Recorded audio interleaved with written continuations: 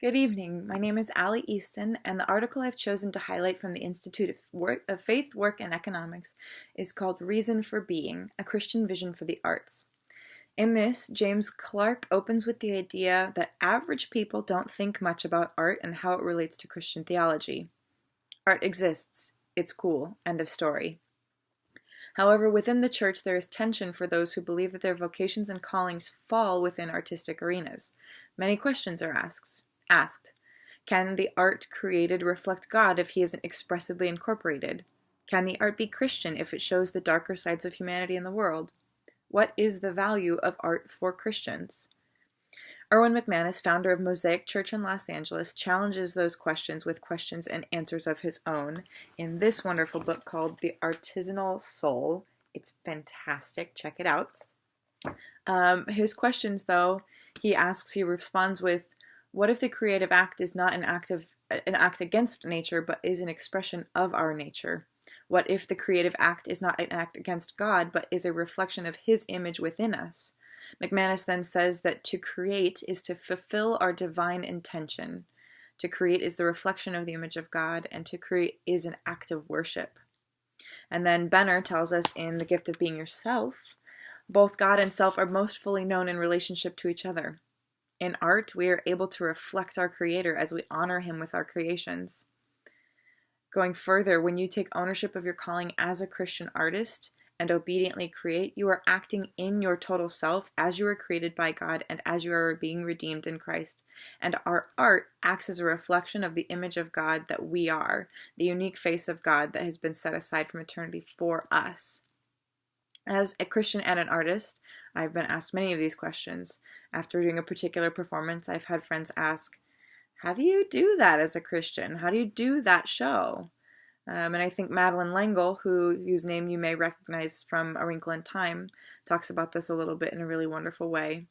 She wrote this fantastic book called Walking on Water, Reflections on Faith and Art. This has been one of the most transformative books for me as a Christian and as an artist and as a Christian artist, and I highly recommend it. She's fantastic. But in this, she talks about creativity as a way of loving life and living out our vocation. One story in particular that she talks about that's relevant to this discussion, she talks about a conversation she had with a colleague who approached her wanting to know about how to become a Christian writer. L'Engle then told this friend that if she truly and deeply is a Christian, what she writes is going to be Christian, whether or not she mentions Jesus. And if she is in fact not, in the very most profound sense, a Christian, then what she writes is not going to be Christian, no matter how many times she invokes the name of the Lord. This comes from the issue of the heart. So then even when we talk about art that is darker or that depicts unpleasant parts of humanity, there is a responsibility as Christian artists to engage.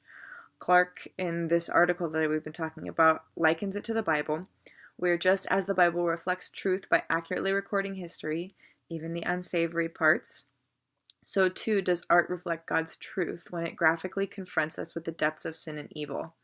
It is with this truthful, but not gratuitous, there is a line, presentation of darkness that we are able to contrast and show the light.